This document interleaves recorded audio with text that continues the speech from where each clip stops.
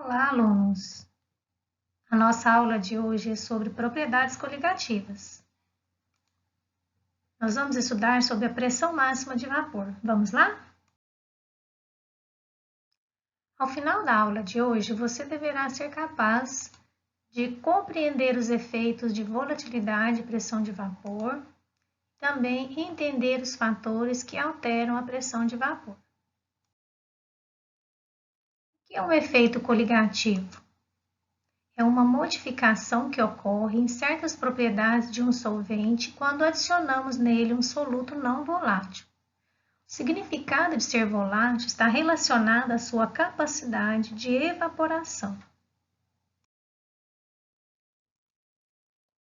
Quando comparamos, em análise química, um líquido puro e uma solução desse líquido com o solvente, a presença de soluto provoca mudanças. Essas mudanças ocorrem no comportamento do líquido. As propriedades coligativas dependem unicamente do número de partículas do soluto dissolvidas no solvente.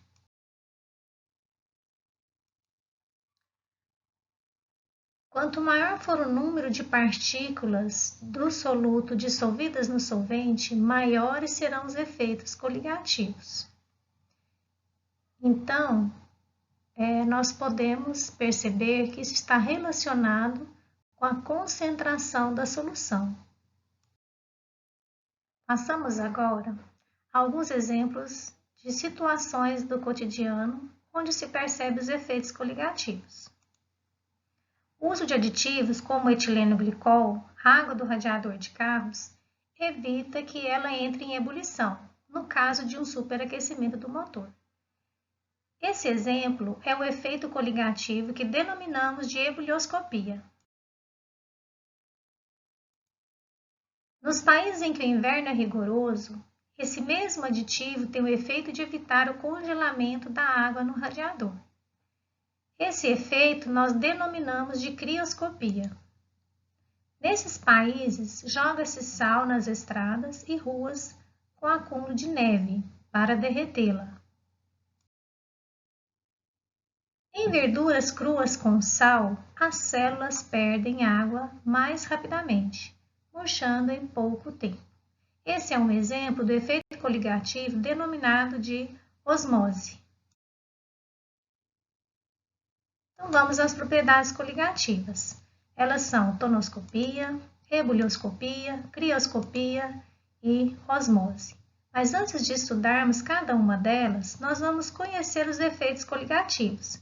Vamos aprender um pouco sobre o diagrama de fases e a pressão máxima de vapor. Vamos ao diagrama de fases, que nós também conhecemos como ponto trilho. Dentre as propriedades físicas que caracterizam uma substância pura, temos as temperaturas nas quais ocorrem as mudanças de estado físico. Então, vamos ao diagrama de fases. Nós temos aqui 3 regiões. Essa região, essa e essa. Essa região é onde nós encontramos a substância no estado sólido. Nessa região do diagrama, nós encontramos a substância no estado líquido. Nessa região do diagrama, encontramos a substância no estado gasoso. Nesse ponto do diagrama, nós vamos obter a substância em 2 estados físicos, sólido e líquido. Nesse caso, nós temos o ponto de fusão, que corresponde também ao ponto de solidificação. Nesse ponto, nós temos a substância no estado líquido e gasoso, que corresponde à temperatura de ebulição.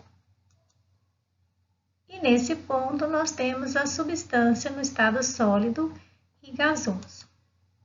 E nesse ponto, onde se tem o encontro das 3 fases, nós chamamos de ponto triplo. É onde a substância se encontra nos 3 estados, no sólido, no líquido e no gasoso. Vamos estudar agora sobre a pressão máxima de vapor. A pressão máxima de vapor de um líquido ela está relacionada com a temperatura de ebulição desse líquido. Mas quando um líquido entra em ebulição, você deve estar pensando, é claro, é quando ele ferve. Mas nós temos uma explicação mais científica para essa pergunta. Um líquido entra em ebulição à temperatura na qual a pressão de vapor se iguala à pressão exercida sobre a sua superfície, ou seja, se iguala à pressão atmosférica. Vamos entender isso melhor. Então, nós temos o líquido, substância no estado líquido, em equilíbrio com a substância no estado de vapor. Ou seja, quando a sua velocidade de evaporação se igualou com a velocidade de condensação, nós dizemos que a substância atingiu a pressão máxima de vapor.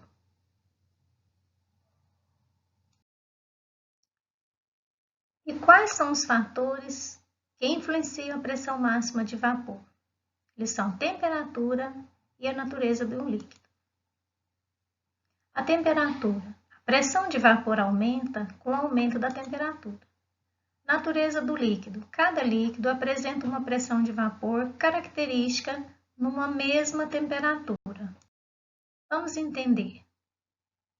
Para o mesmo líquido, aqui como exemplo a água, nós temos a temperatura de 20 graus, uma pressão de 18 milímetros de mercúrio. A uma temperatura de 50 graus, nós temos uma pressão de 90 milímetros de mercúrio.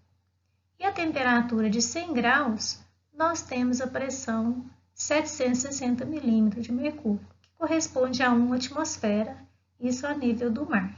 Então, o que a gente pode concluir observando o comportamento de um líquido, como nesse caso o exemplo, a água? Nós podemos concluir que a pressão de vapor aumenta com o aumento da temperatura. Vejamos um exemplo de 3 substâncias, sendo o éter, o álcool e a água. Então, observando o comportamento delas, nós podemos perceber que a nível do mar, que é 760 milímetros de mercúrio, a temperatura de ebulição da água é 100 graus, do álcool 78,3 graus, do éter 34,6 graus. Podemos perceber que se diminuirmos a pressão atmosférica para 600, 400, 200, nós também diminuímos a pressão de vapor de cada um desses líquidos. O comportamento ele é análogo para todos eles. Então, nós podemos concluir que quanto menor é a pressão atmosférica, menor vai ser a pressão de vapor de um líquido e também menor vai ser sua temperatura de ebulição. E vice-versa. Vamos observar o comportamento de umas substâncias diferentes com o mesmo soluto, onde nós temos uma somente o solvente puro, na outra nós temos a solução diluída e na outra uma solução concentrada. Aqui a pressão de vapor é representada por essas setinhas. Então, a gente pode concluir que, comparando um solvente puro com uma solução diluída e uma concentrada, nós temos a diminuição da pressão de vapor desses líquidos.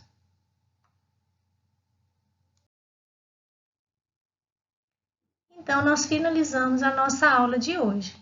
Nós aprendemos sobre os efeitos coligativos, sobre a pressão de vapor, diagrama de fases e também sobre os fatores que alteram a pressão máxima de vapor de um líquido, que é a temperatura e a natureza do líquido. Nas próximas aulas, vamos estudar cada um dos efeitos coligativos separadamente. Então, eu agradeço você por ter me assistido até aqui. Se gostou da aula, deixe seu like e até a próxima aula.